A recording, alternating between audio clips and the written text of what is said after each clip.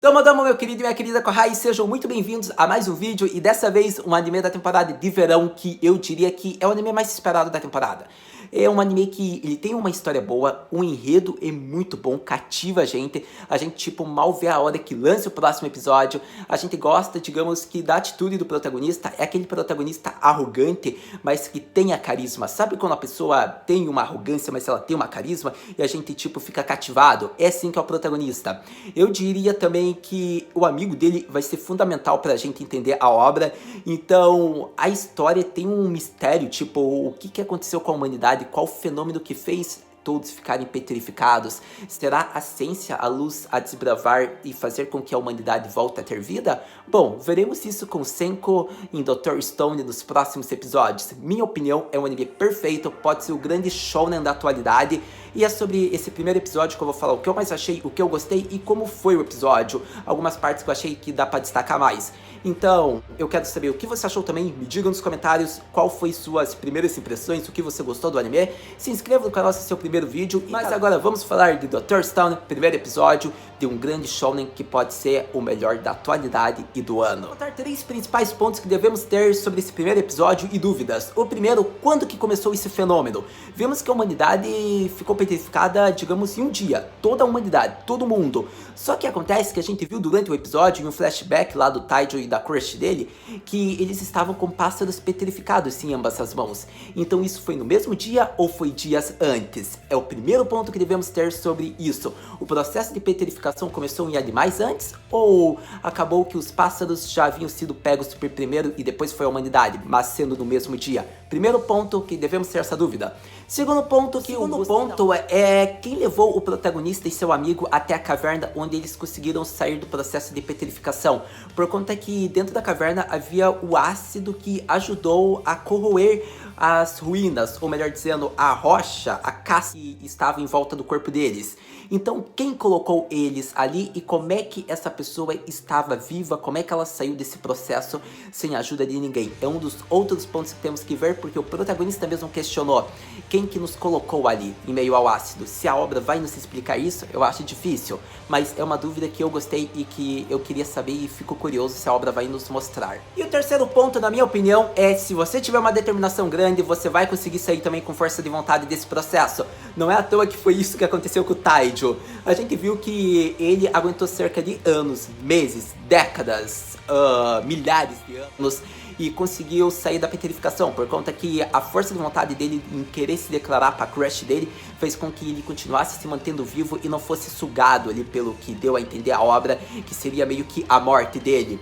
Então vemos que com a consciência, digamos que forte, ele mesmo petrificado estava vivo. A gente viu que a determinação que o manteve de pé, digamos, e ele conseguiu sair desse processo com força de vontade. Mas foi mostrado que o protagonista já foi outro ponto de vista. Ele queria desbravar esse mistério, ele queria saber o que aconteceu com o mundo. E não é à toa que ele foi contando os dias, não é à toa que foi ele que falou para o amigo que eles estão no ano de 5 de outubro de 5.700 e pouquinho. E daí o amigo pergunta, como é que você soube tudo isso? E ele falou, eu só contei, porque a vida dele, a consciência, ele manteve contando vários segundos, dias, meses, horas. Então ele chegava ao pico de contar 800 mil segundos, pra você ter ideia. E o Senko fazia isso porque um calendário era a necessidade absoluta para o tempo que eles iriam despertar e a humanidade também quando acordar. Essa foi a determinação dele, a força de vontade. E como ele mesmo disse, porque um calendário era necessidade, porque caso ele estivesse no inverno, ele ficaria no modo pedra. Ele não ia tentar, tipo, se mexer, sair de lá. Então, a melhor estação para ele, por força de vontade, acordar seria a primavera. Por isso que ele ficou contando os segundos, dias, até que chegasse na estação ao certo. Então, o protagonista foi um gênio desde o começo. Então, vamos falar já do tempo que eles finalmente despertaram. Eu acho que foi interessante isso, por conta que o foco do anime ficou primeiro no amigo dele que despertou e foi até aquela árvore que ele havia falado para a crush dele se proteger. E me desculpe estar chamando só de crush, porque no momento eu não lembro do nome da garota. E então a gente viu que acho que é a Yushira, ou algo do tipo, o nome da crush, ela ficou viva, ela se manteve, ela ficou, digamos que, como eu posso dizer, intacta. Ela não teve nenhuma parte do corpo dela quebrada, como muitas pessoas tiveram. Então ela ficou... E o Taijo, tipo, ele se declara para ela, mesmo com ela petrificada, ele bate na árvore. Então foi bem bacana ver isso. E Acontece que foi uma cena até emocionante. Eu particularmente achei bonitinha a cena dele se declarando.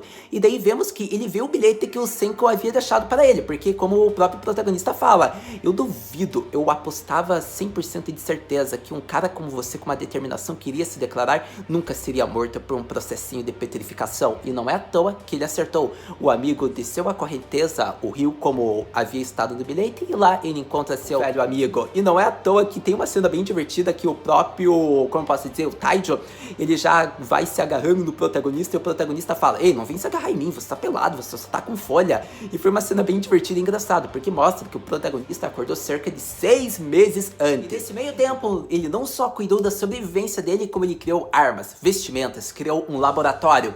Porque como ele falou com o amigo dele, o que adianta só dois machos vagando? Qual será o futuro da humanidade? Nossa prioridade será trazer a civilização de volta à vida, ou seja, sair desse processo de petrificação. Então vemos que o Senko, ele foi muito inteligente, ele criou as próprias sobrevivências dele, só que ao mesmo tempo, no tempo, digamos, que ele sobrava para ele, tipo, que ele conseguiu alimentos, que ele conseguiu as roupas, ele já pensava em fazer experimentos, como é que ele fazia um ácido que corroesse, ou algum tipo de objeto que talvez tirasse a pessoa daquela rocha, da petrificação. Então eu achei que foi bem legal isso de terem mostrado do protagonista. Não é à toa que ele tem um intelecto que o ajuda a sobreviver mesmo sozinho. Então é mostrado que a melhor dupla dos animes está sendo criada. Não é à toa que esses dois velhos amigos do tempo do colegial de 3.700 anos atrás estão de volta e estão juntos. Porque enquanto o Senko usará sua inteligência e intelecto para descobrir esse fenômeno e tentar libertar a humanidade da petrificação, o amigo dele será a mão de obra. E o que será isso?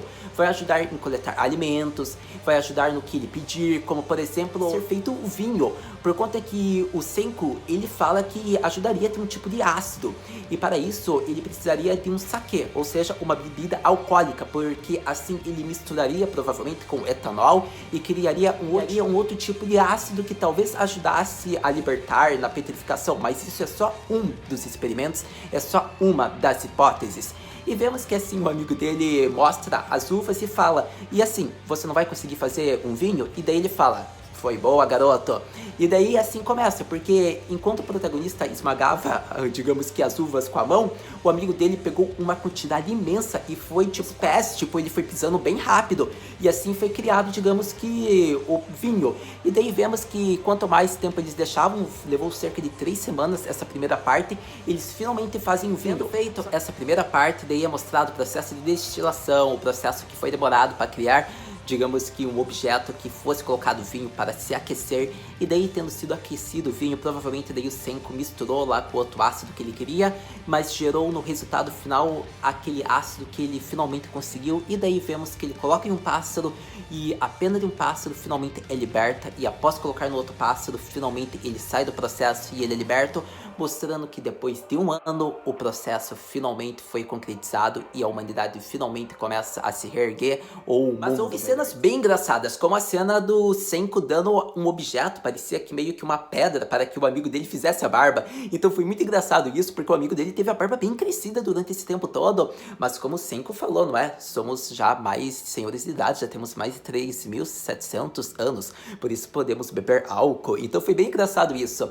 A gente viu que a cena da barba dele cortando foi muito divertido, o amigo dele usou bastante. A cena lá da destilação que não deu certo a primeira parte, a primeira vez, que sujou toda a roupa do Senko, ele ficou bravo, foi boa. E a cena do começo da obra, que foi muito divertida, que o amigo esperou 5 anos e teve que esperar mais milhares de anos para se declarar. Então olha aí uma dica: ao invés de deixar para amanhã, é melhor você se declarar hoje. Olhe só como foi o nosso querido Taijo, kawaii sou dele. Mas então era isso, meu querido e minha querida Kohai, que eu tinha para falar sobre o primeiro episódio de Dr. Stone, um anime que eu diria que já é um dos melhores shounens e um dos melhores do ano e da temporada, provavelmente.